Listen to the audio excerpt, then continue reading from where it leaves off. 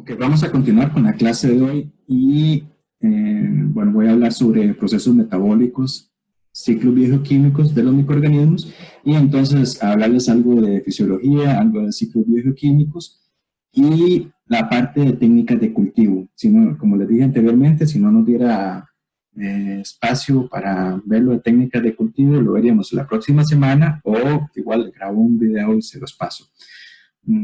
Igual en la lectura complementaria en las lecturas complementarias del curso y algunos videitos que les puse en la página pueden tener más información. En términos generales, entonces se distingue como metabolismo microbiano el conjunto de procesos por los cuales los microorganismos obtienen energía y los nutrientes que necesitan para reproducirse. Las características metabólicas constituyen el principal criterio para determinar el papel ecológico y su responsabilidad en los ciclos biogeoquímicos.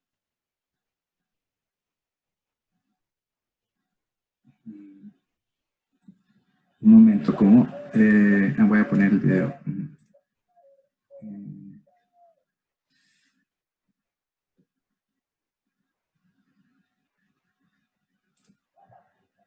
No, o sea, sí me esperé. Perdón por esta pequeña pausa. Vamos a continuar. Ok.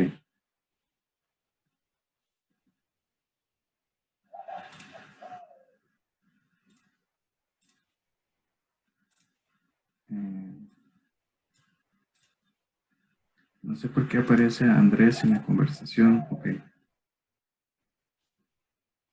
Vamos a...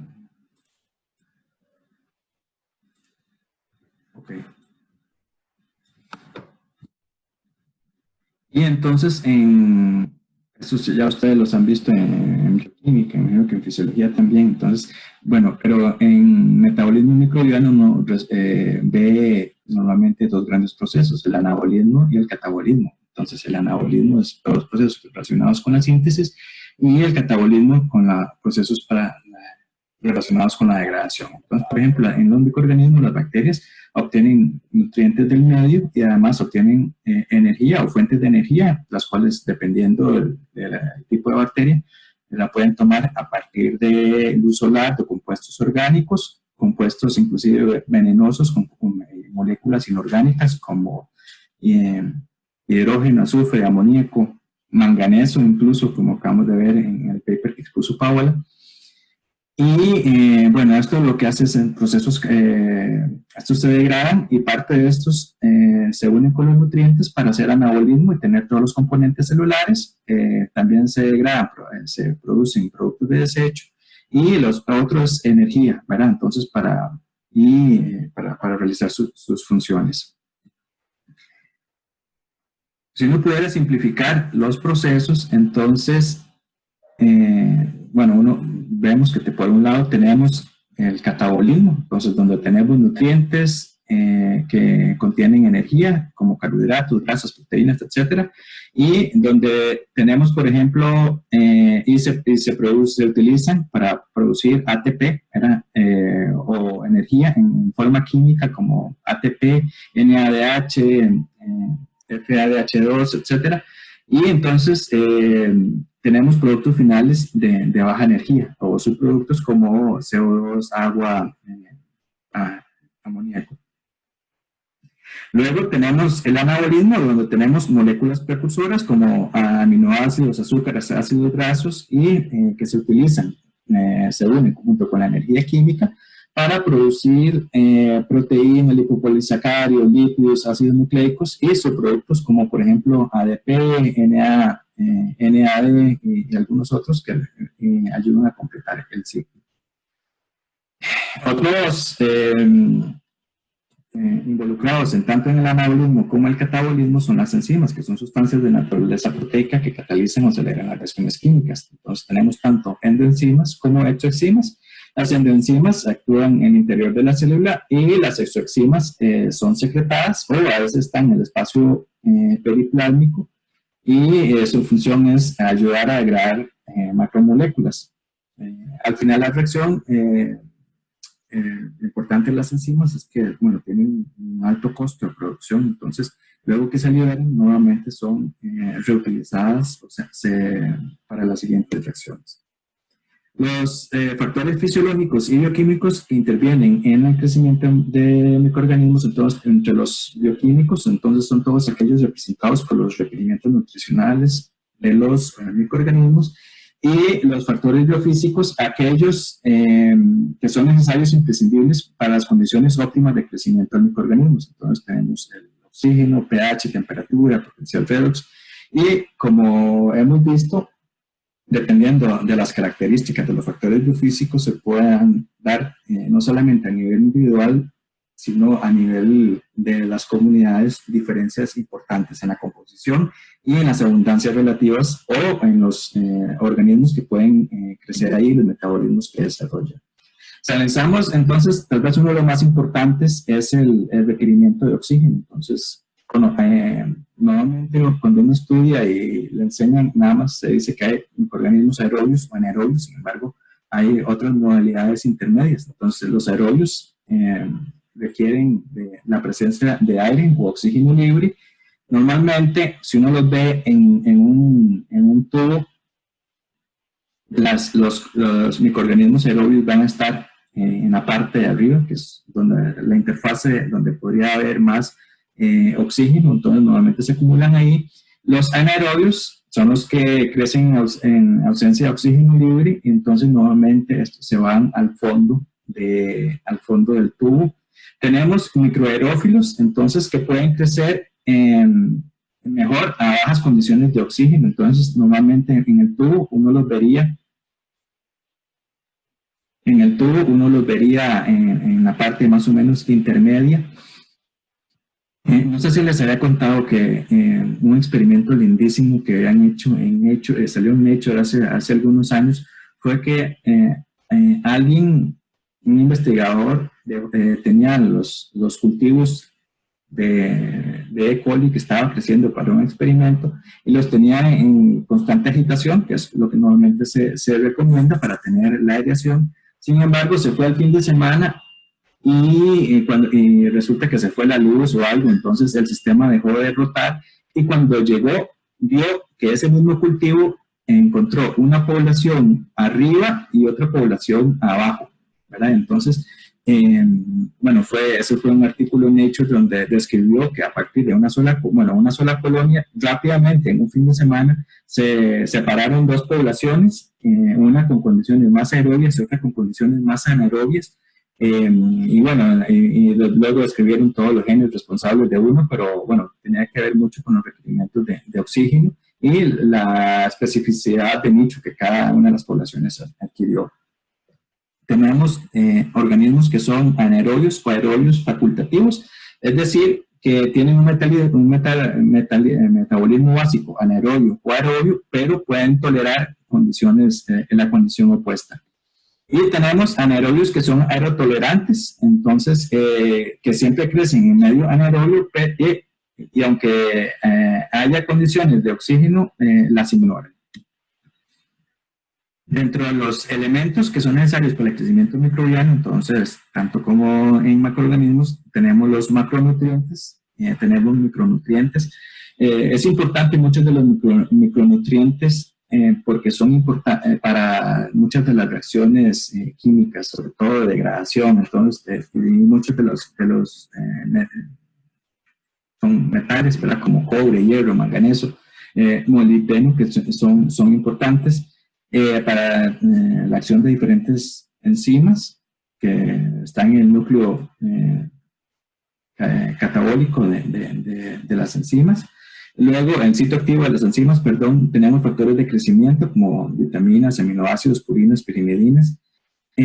Muchas de estas, por eso es que cuando hablamos de comunidades, y por lo cual es muy difícil crecer organismos aislamientos puros, es porque en las comunidades las diferentes especies se han especializado de modo que unas producen ciertas vitaminas, aminoácidos que otras necesitan para poder crecer. Entonces, hay una tendencia en que, bueno, el microorganismo como tal no lo puede producir, pero la comunidad como tal se lo provee, ¿verdad? Lo que hemos hablado de la Black Queen hipótesis. Y bueno, también tenemos que, bueno, lo que les comenté anteriormente, los metales son requeridos en 2/3 de las enzimas de los procesos metabólicos. Estos son simplemente algunas recetas de medios de cultivo. Es curioso que uno con el tiempo ya se lo sabe casi que de memoria. Todavía, y creo que estamos, que algo interesante de la microbiología es que hubo, tal vez Max lo dijo de alguna manera, yo lo voy a enfatizar un poquito más.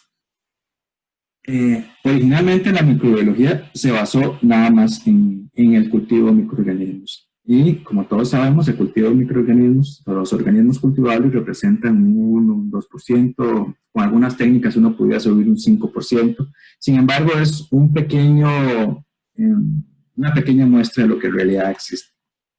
Entonces, de un pronto a otro, la comunidad científica empezó por estudiar el ADN tal cual, ¿verdad? Entonces ya tenemos información de todo lo que hay ahí.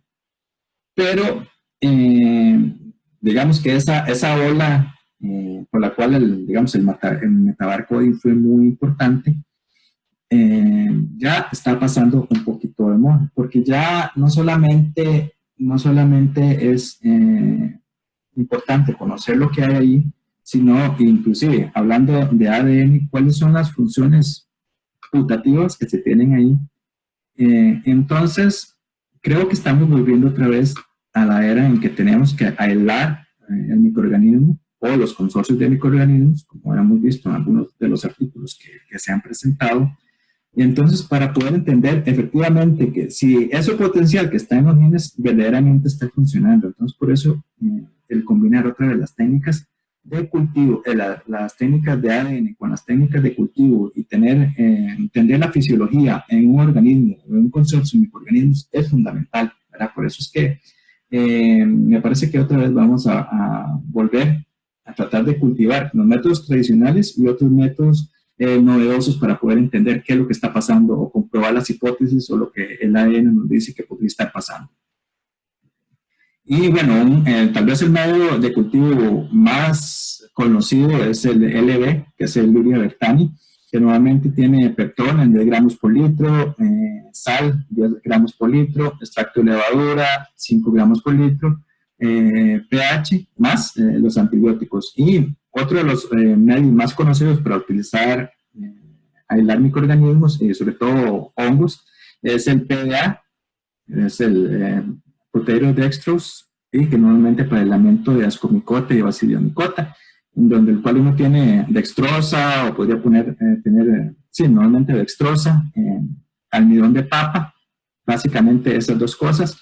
Normalmente las preparaciones se hacen a 1 litro, pH 7, y estos dos antibióticos, streptomicina y cloranfenicol, si recordarán de la clase que vimos de antibióticos, ambos tienen que ver con interferir en la subunidad grande y pequeña del ribosomal, y como el ribosomal de los eucariontes es distinto, no las afecta, entonces se pueden usar perfectamente. Y bueno, aquí hay otros medios nada más para que sepan cómo se preparan. Aquí tenemos una pequeña resumen de toda la diversidad de metabolismos que puede encontrar uno dependiendo de la fuente de energía. Entonces, los que utilizan luz se conocen como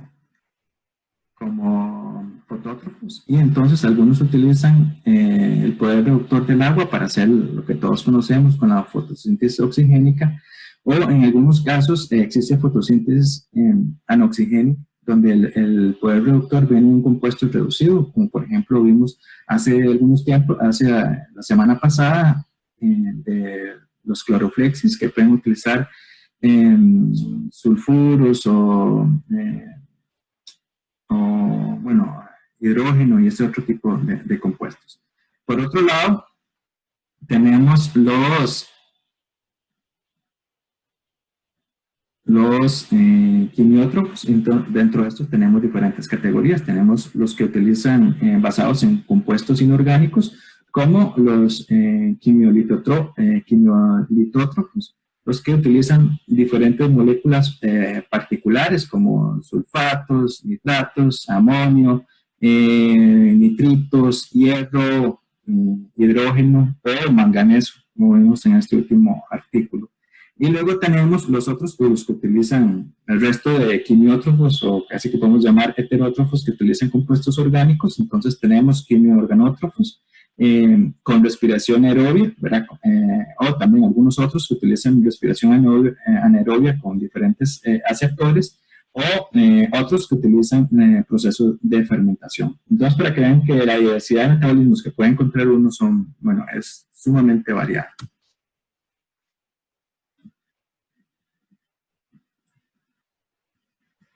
Aquí voy a hablar rápidamente sobre ciclos en bioquímicos. Entonces voy a hacer algunas definiciones rápidas.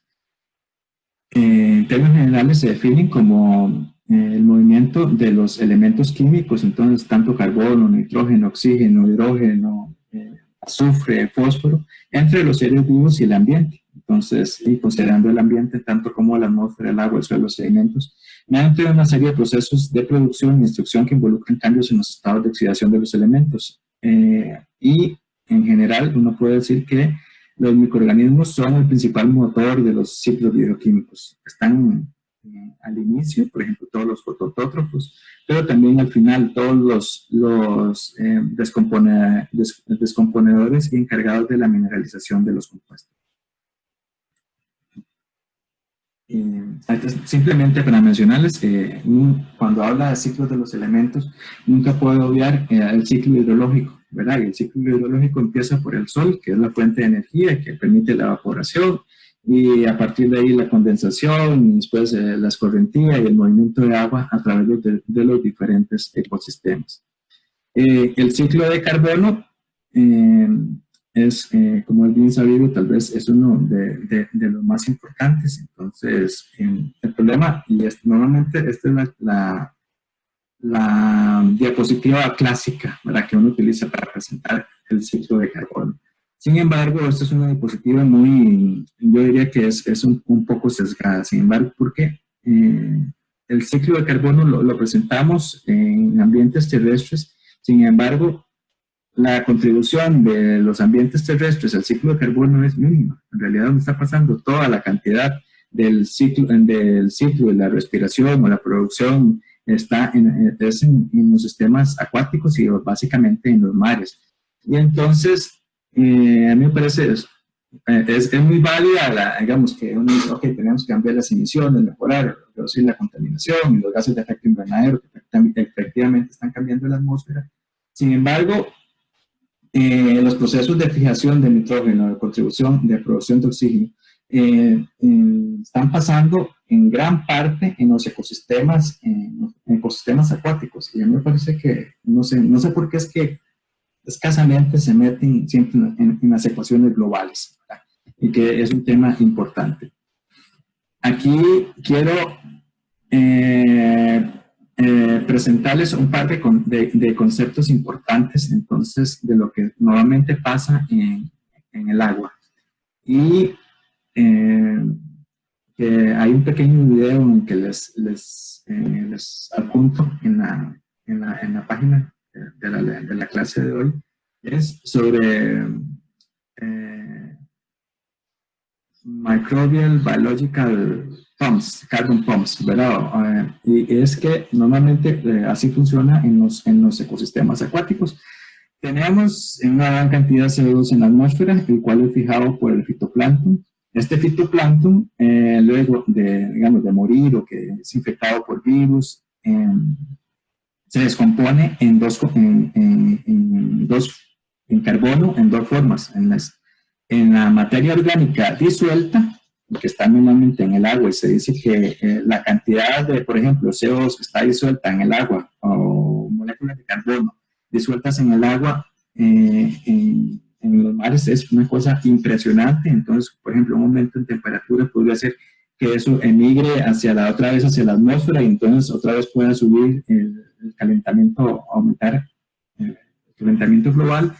Entonces, una forma es que se transforme en materia orgánica disuelta, o la otra es que, por ejemplo, este fitoplancton pasa al zooplancton y el zooplancton, bueno, también es degradado y también se forma lo que se llama materia orgánica particulada. Es decir, como ustedes saben, hay diferentes, el agua no es una matriz homogénea, entonces hay corrientes de desplazamiento, hay microorganismos creciendo y algunos momentos en que los microorganismos forman, como decir, nubes, ¿verdad? O pequeñas partículas en donde,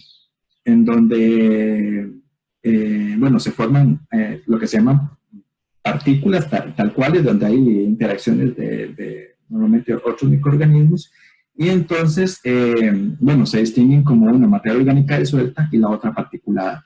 Muchas de estas materias orgánicas, entonces parcialmente digeridas, son consumidas por bacterias heterotróficas, que luego también son degradadas y entonces esa materia orgánica degradada luego se convierte en lo que se llama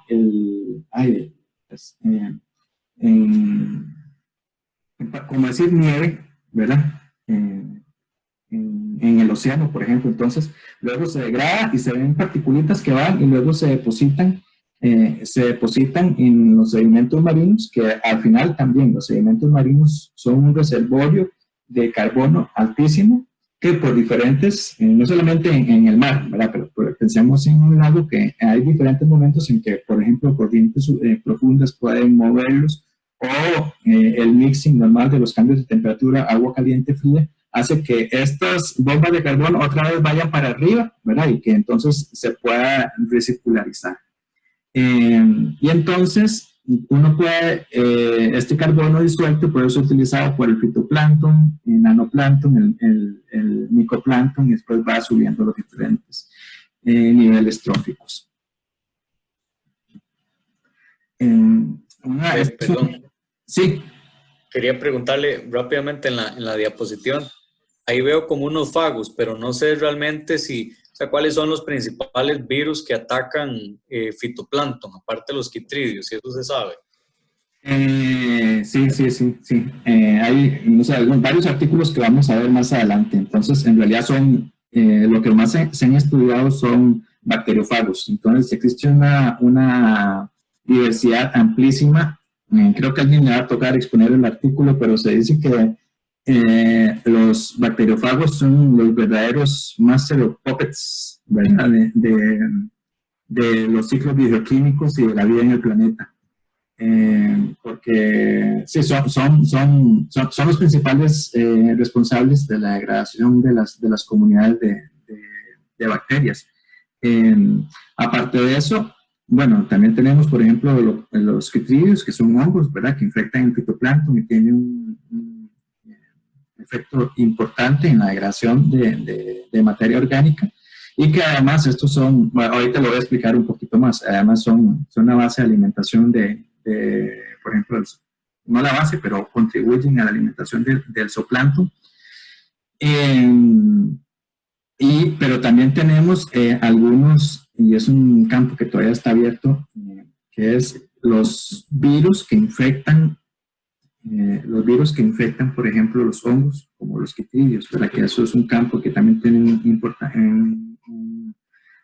papel importante en la mortalidad o en el control de las poblaciones, ¿verdad? Entonces, normalmente, digamos que hay un pico de fitoplancton, apenas aparece, vamos a pensar en un lago en Europa, entonces empieza a salir el sol en abril, mayo, entonces hay un pico de fitoplancton, y después del pico de fitoplancton puede aparecer un pico de fagos, ¿verdad? Puede aparecer tanto un pico de quitridios y luego un pico de fagos, en el cual degradan toda esa materia orgánica, ¿verdad? En algunos momentos todo eso se puede degradar, se va al fondo, y ya luego por ahí de octubre, cuando hay otra vez el remixing con el cambio de temperatura, mucha de esa materia orgánica y nutrientes se puede ir arriba para que haya otras comunidades de otro tipo de fitoplancton un poco más estacional de invierno que utilizan estas comunidades, pero en general sí son los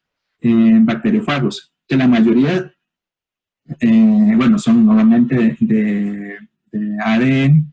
Sin embargo, los que infectan a los hongos son, por ejemplo, de ARN de doble cadena o de cadena sencilla, ¿verdad? Entonces también hay una naturaleza ahí distinta de los virus que están controlando las poblaciones. No sé si quedó claro, Luis. Sí, sí, muchas gracias, profe. Ok. Algo similar no se había predicho o no se había establecido para cuando uno piensa en un fitoplancton y normalmente piensa en organismos microscópicos y cuál influencia. No sé por qué siempre los hongos son los organismos olvidados, ¿verdad? Entonces nosotros hicimos una nueva propuesta en que los hongos también tienen un papel importante en la degradación de materia orgánica alóctona y autóctona, es decir, degradación, por ejemplo, de no sé, el fitoplancton o residuos de contaminación humana, ¿verdad? Y que los hongos pueden producir tanto materia orgánica disuelta como materia orgánica particulada. Y que los hongos como tales y muchas de las esporas y zoosporas, por ejemplo, entonces pueden servir de base para la alimentación de rotíferos, copetos, y a partir de ahí, bueno, peces plantívoros y luego peces piscívoros, bueno, sí, otros, y entonces aumentar en cadenas alimenticias, pero también en la degradación, en la agregación, en la sedimentación y en la mineralización de los compuestos que se van en los sedimentos, en sistemas acuáticos, tanto marinos como de agua dulce. Otra de las cosas otros de los estudios en los cuales que nos pareció muy interesante es que los hongos, a diferencia de las bacterias, tienen una versatilidad metabólica mucho más grande. Entonces, tienen la capacidad de degradar compuestos que muchas de las bacterias no pueden hacer, sobre todo compuestos más recalcitrantes, digamos, por ejemplo, como la lignina, que es una molécula muy grande.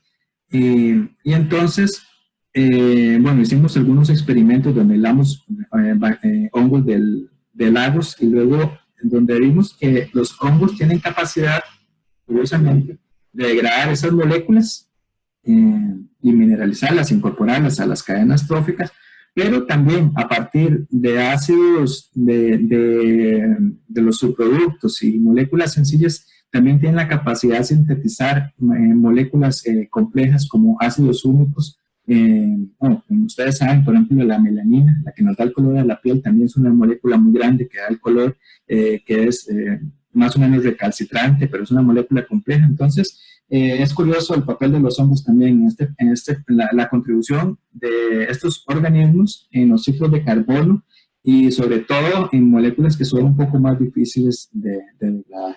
De hecho, como pasa en la naturaleza y uno esperaría, es que puede pasar en un suelo también. Digamos que se cayó la hojarasca y entonces quienes actúan primero son los hongos que tienen esta versatilidad metabólica, tienen lipasas, bueno, tienen diferentes lacasas, además tienen lo que se llaman las reacciones Fenton, que utilizan hierro y peróxido para la producción de especies reactivas de oxígeno, que lo que hacen también es producir degradación de las moléculas grandes.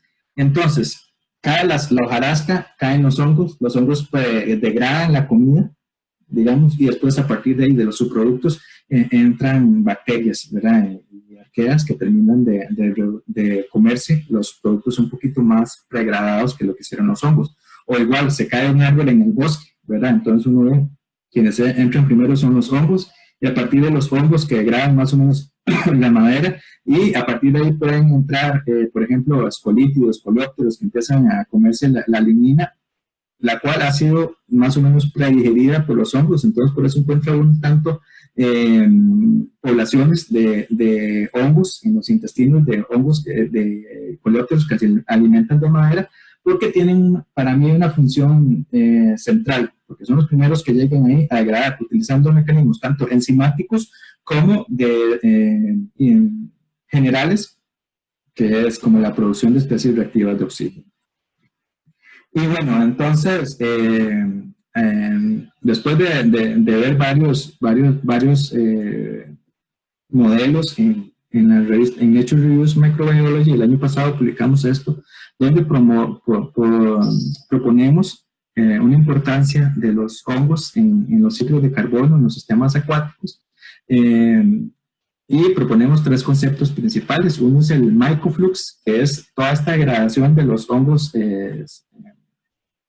que hay en los ecosistemas marinos para producir materia orgánica disuelta y materia orgánica particular, que luego esta se sedimenta. Lo que se llaman, tiene un concepto lindísimo que se llama marine snow, y estas partículas de carbono no sé, o algunas veces cuando ustedes ven tomas en el fondo del fondo marino y ven como unas pelotitas, como una nieve que va cayendo, ¿verdad? Entonces, en general son fuentes de carbono que al final van a los sedimentos y que, bueno, y que en los sedimentos de los fondos marinos encontramos una diversidad altísima de organismos que utilizan ese carbono. La vez pasada les conté que, por ejemplo, en las aguas de los sedimentos alrededor de la isla del Coco, en ese estudio que estamos, encontramos más de 787 variedades de hongos que están viviendo ahí, ¿verdad? En los fondos de los sedimentos marinos, a pesar de la profundidad, que puede ser más de 3.500 metros de profundidad, y bueno, es altísima la diversidad de los hongos que puede encontrar uno ahí. Luego, este es otro concepto que proponemos que se llama mycoloop, que es que, bueno, este concepto lo retomamos una de las colegas que participa en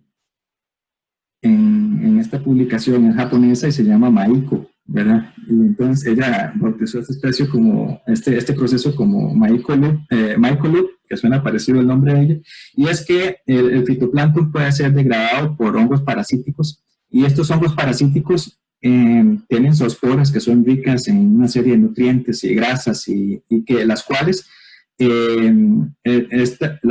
entonces son alimentadas por el zooplancton. Curiosamente, hay muchas especies de zooplancton que no pueden alimentarse directamente del fitoplancton, muchas diatomeas que tienen estructuras con mucho silicio que no las pueden alimentar directamente, pero entonces hay un intermediario que son los hongos parasíticos, sobre todo quitridios, que son los que más o menos predigieren esa comida, la cual luego es dejada para que el zooplancton se alimente y luego, bueno, ahí va a los peces.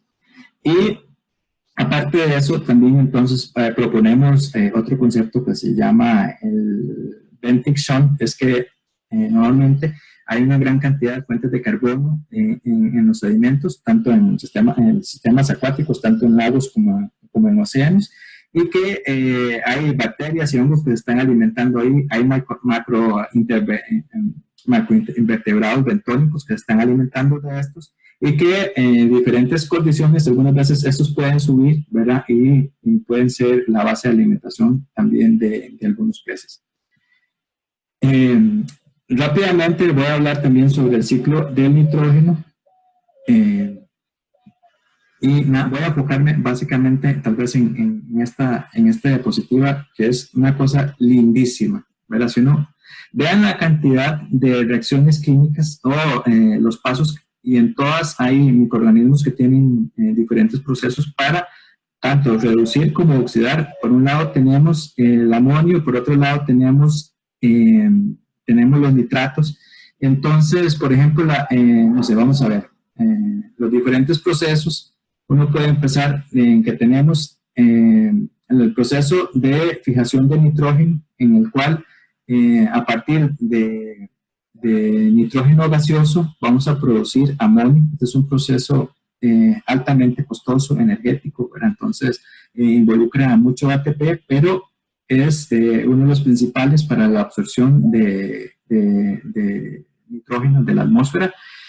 El tema con el nitrógeno es que el 78% de la atmósfera es nitrógeno, pero el nitrógeno no está simplemente disponible para los organismos porque tiene que estar en forma de sal, ¿verdad? Entonces tiene que ser pasado a amonio o a nitrato para que pueda ser utilizado por los otros microorganismos o por los eucariontes. Y entonces normalmente hay 3 formas en las que se consigue el nitrógeno. El primero es la fijación biológica de nitrógeno, el otro es el nitrógeno que se puede fijar a través, cuando hay destellos, cuando hay rayería, por ejemplo, se da la formación de también de amonio, y el otro es el proceso industrial, ¿verdad? Que es también los que producen fertilizantes, que es sumamente costoso. Y entonces, bueno, una forma de traer el nitrógeno atmosférico es a través de la fijación biológica de nitrógeno. Y luego tenemos el proceso de nitrificación, que es en realidad la oxidación de este amonio, a veces un paso intermedio a óxido nítrico y luego a nitrito y por último a nitrato. El siguiente gran proceso que se ha estudiado mucho es la denitrificación, que es en realidad el paso de nitrato hasta nitrito, en algunos pasos intermedios a óxido nítrico, y en algunos otros pasos, dependiendo del metabolismo, puede ser también a óxido nitroso, pero al final lo que se produce es el nitrógeno gaseoso que otra vez vuelve a la atmósfera. En general, los ecosistemas son un ecosistema acuático terrestre, no pueden darse el lujo de estar ganando y perdiendo nitrógeno tan fácil, ¿verdad? Entonces, normalmente los sistemas son muy eficientes en el uso del nitrógeno, lo que entra se recupera y solo una pequeña parte vuelve otra vez a la atmósfera como N2, pero en general muchos organismos tienen diferentes metabolismos para utilizar cada uno de estos, ¿verdad? Tanto procesos de oxidación como reducción para aprovechar al máximo todo el nitrógeno que hay en el ambiente. Bueno, otro de los procesos muy interesantes y descubierto no hace más o menos que se ha empezado a estudiar con más fuerza en los últimos 10 años es el ANAMOX, que es la oxidación anaeróbica del amonio, ¿verdad? Entonces, este es normalmente lo que pasa es pasa normalmente bueno, en realidad lo que hace es unir por un lado amonio más nitrito para producir nitrógeno gaseoso, ¿verdad? Que es un proceso también que se da en condiciones anaerobias y que ha sido descubierta recientemente. Más adelante lo vamos a ver en un proceso más aplicado como son las plantas de tratamiento. De hecho, vamos a verlo de una vez. Vean, entonces este es un ejemplo de lo que pasa en las plantas de tratamiento que me parece lindísimo y que normalmente, bueno, como ustedes saben, las plantas de tratamiento están hechas para eliminar básicamente el carbono y no necesariamente fertilizantes o nitrógeno, y menos aún, no sé, microorganismos, y menos aún antibióticos y todos los contaminantes emergentes. Pero esto es un buen modelo a lo que se podría aspirar para tener una planta de tratamiento eficiente. Y nada más recordarles dos procesos básicos para la nitrificación, que tenemos amonio que pasa a nitrito, nitrito a nitrato. Ya sabes, su nitrificación. Denitrificación es pasar de nitrato a nitrito, a óxido nítrico, a óxido nitroso, a nitrógeno gaseoso. Y entonces, veamos que, por ejemplo, tenemos influencia en lo que entra en la materia, en una planta de tratamiento, y digamos que tenemos amonio. Entonces, este amonio se puede degradar de manera anaerobia. Entonces, tenemos un plantomicetes, que es Candidatus quinenia, que lo que hace es agarrar, por un lado, el amonio y por otro lado, nitrito, y produce directamente nitrógeno gaseoso. Por otro lado, tenemos metilomonas y nitrosomonas que en ambiente aerobio lo que hacen es, en presencia de oxígeno, entonces lo que hacen es producir nitrito, ¿verdad? Y entonces este nitrito, un segundo paso, puede ser utilizado por Nitrobacter en un proceso aerobio para producir nitrato, o puede ser utilizado por esta arquea, metanoperedens, que es para producir otra vez, curiosamente, amonio. Esto en condiciones anaerobias. Algo muy importante, pues en algún momento les toca trabajar en remediación de aguas, es que este proceso de simplificación y eliminación del amonio es anaerobio y este es aerobio. Entonces, y entonces hay obviamente costos, pero si alguien quiere diseñar, lo óptimo sería que en una planta de tratamiento tener procesos, por ejemplo, que en algún momento se mueva y que haya aireación y otros momentos tener procesos estacionarios para que haya convergencia de los dos procesos de degradación. Eso es como lo óptimo, ¿verdad? No solamente que sea estacionario, sino también a veces agitación, a veces estacionario, a veces agitación, a veces estacionario. Tenemos otro proceso de este otro microorganismo que este es un filo que se llama NC10, que también es interesantísimo porque utiliza el nitrito y por otro lado utiliza metano, este es un metanótrofo, en que utiliza estos dos para producir para convertir en N2. Entonces, también es cómo se da la confluencia, se utiliza como fuente de carbono el metano, ¿verdad? Entonces, aquí también es muy importante porque nadie lo piensa así, pero una planta de tratamiento también es un productor de gases de efecto invernadero, ¿verdad? Y entonces aquí, en realidad, este microorganismo tiene un interés biotecnológico importante. No se ha logrado aislar tal cual, crece en condiciones de cocultivo, pero elimina tanto nitrógeno, ayuda a eliminar nitrógeno, como metano, ¿verdad? Y lo que produce es nada más nitrógeno gaseoso. Bueno, vamos a continuar. Este es otro ejemplo de cuáles son las interacciones que pueden pasar, por ejemplo, en lo que es la fijación biológica de nitrógeno. Entonces, normalmente tenemos nitrógeno gaseoso que es incorporado, producido en amonio a través de unas especies como Rhizobiaceae, entre estas Bradyrhizodium. Bueno, y esto normalmente pasa en los suelos, esto luego se puede pasar al suelo como organismos que se encargan de degradarlo en condiciones óxicas, como nitrosomonas para producir dióxido de nitrógeno, ¿verdad?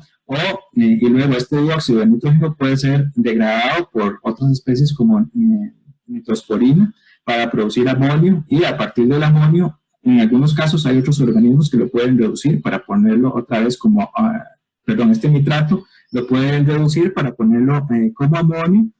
Y bueno, hay otros organismos que pueden utilizar también estas fuentes de carbono, carbono orgánico más amonio para producir otra vez nitrato, producir dióxido de nitrógeno. Algunos como ustedes saben, el óxido nitroso también es un gas poderoso de efecto invernadero.